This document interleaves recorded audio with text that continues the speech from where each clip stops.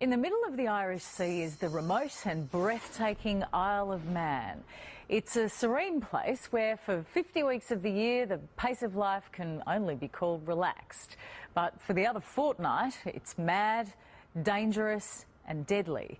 Motor racing legend Mark Skaife is about to take us full throttle to the most thrilling motorcycle race in the world to meet the men and women who risk everything in pursuit of two-wheeled glory.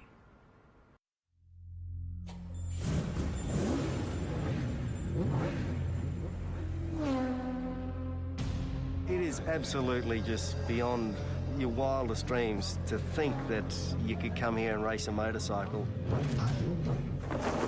The Isle of Man TT is like a religion. It's the oldest motorcycle race in the world. You can stand on the footpath and you could literally reach out and touch the riders going past at close to 200 miles an hour.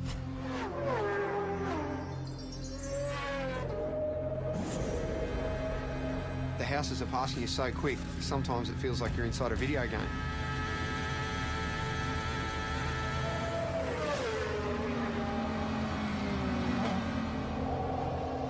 It's frightening. It's damn dangerous and it stresses me out.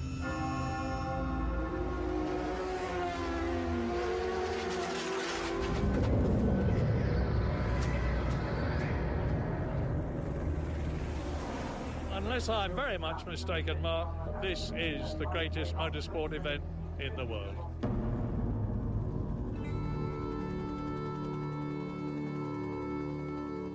Between Ireland and Britain in the Irish Sea sits the Isle of Man.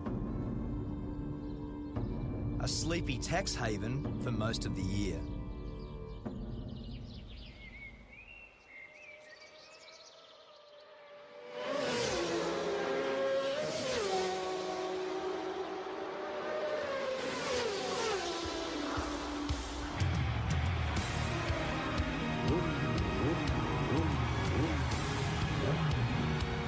I've come here to witness the most dangerous road race on Earth.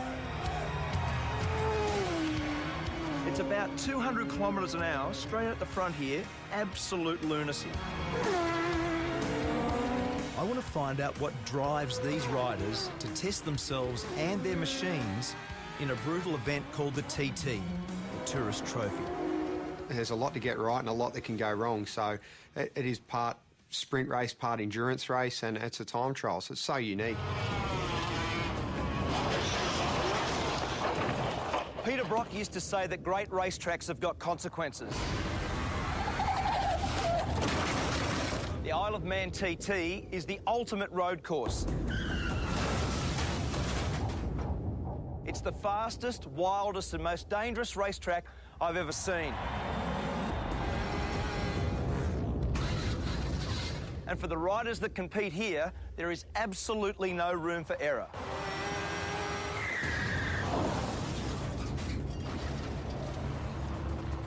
In its 104 years, 234 riders have died. It says on the back of your pass that motor racing is dangerous. This is dead set dangerous, isn't it? It is. It really is. It's frightening. Aussie rider Cameron Donald is one of over 200 starters this year. And when you add the fans, it's like an invasion. With Cameron is his girlfriend Karen, herself a keen motorcyclist. They've been planning for the race all year. So is this normal nervous start tension? Kind of is. Normally this is done the night before. Is it? A late night last night, obviously. Usually we like to have this done the night before, everything, but by the time we finish, like 11 o'clock, it's just like, let's get out of here and worry about it tomorrow. So what's Karen's job in this world? Keep me calm.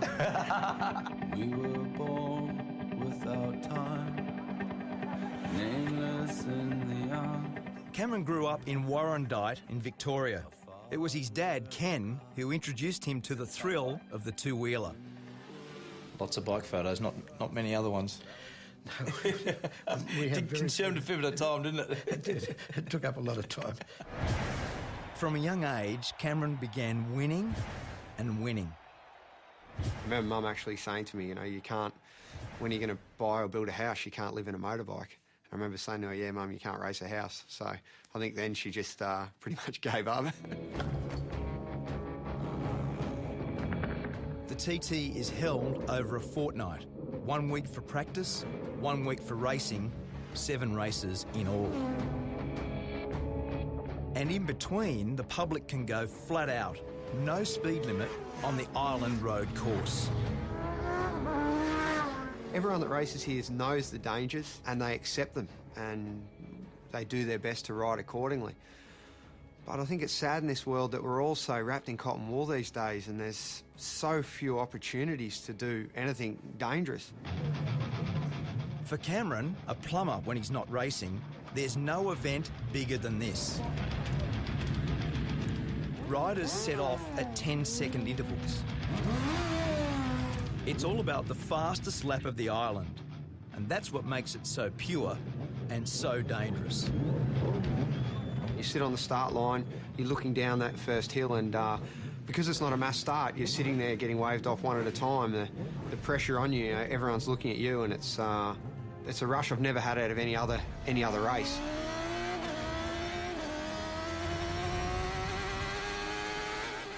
There's just so few events in the world where we can do such a thing, you know, where you can close off a road and race a motorbike around it. It's such a beautiful thing. 61 kilometres of public roads. Over 200 corners to be negotiated. Top speed, 330 kilometres an hour. This isn't a track. This is a country road. Like, let's not get this wrong. And it's fast. My friend and 5-times world champion Mick Doohan has come here for the first time. Sort of madness, you know. He's not racing, but on the parade lap, he got a taste of what it's like. First reaction. As soon as you saw the place, looked around, what was your first reaction? Yeah, I didn't need to come here to have that reaction. It's just, you know, as I say, it really, you know, it is absolutely just beyond your wildest dreams to think that you could come here and race a motorcycle. The race has always had its critics, but from the start, its danger was its attraction. Back then, racing was banned in England, and the island was the only place where there were no speed limits. The TT was born. The voice of motorsport, Murray Walker. You've got a great history here, haven't you? You've been how many years? First of all, let me say it's great to see a great Australian at a great race. To answer your question, Mark, I first came here in 1925. I was born in 1923. My father won here. I don't know how many times I've been here. Many, many, many times. In his 88 years, Murray Walker has seen some very good riders. And impressing him this year is our Aussie rider, Cameron. He's got a good bike, he's got some good backing, and he's still got the most important race of the week to come. So maybe, hopefully, he'll get it done. Each time Cameron sets out is an exercise in courage.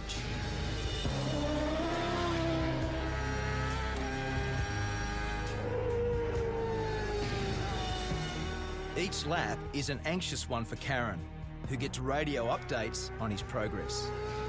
I see the worry in her face before I head out for a race and sometimes I feel a little bit guilty for putting people close to me through that stress.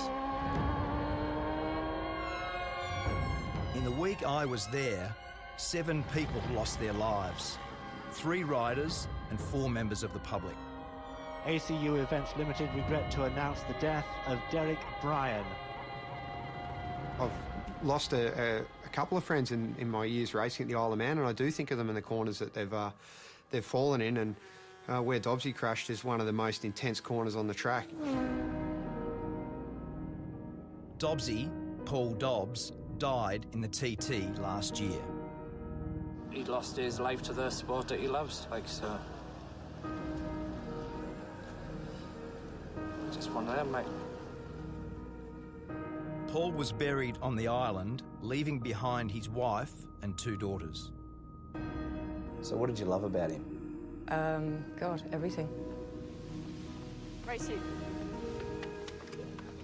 Bridget is Paul's wife, A year on, she's brought the girls back to remember their dad at the race he loved. You know it's risky, of course you do. I mean, you know, everyone loves those photos of riders' heads this far from a stone wall. You know, obviously, the reason you love those photos is you think, oh my God, it's so close, you know? That's,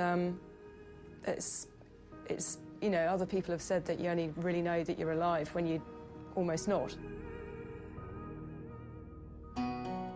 Some are just plain lucky to survive, like Connor Cummins. I can actually see, you know, where it's all gone wrong. I've disappeared over the side, and the way I look at it, that's where, you know, the injury started to happen, and it's sort of, it does get to you a little bit. We'll just get on with life. The world ain't gonna stop for me. Has your opinion of the TT changed based on what's happened? No? No. Do you think it should be banned? You can't possibly ban it. I mean, I don't know if you could ban it if you tried. It's like a monster, you know. It's bigger than the rest of us. Riders don't come here for the prize money. There's hardly any. The TT is simply about the glory of being the fastest. And for Cameron, it was a glorious week. In his chosen race, the Superbikes, he was just pipped for first. But second still felt pretty good. Congratulations, mate. Well done. Really good, huh?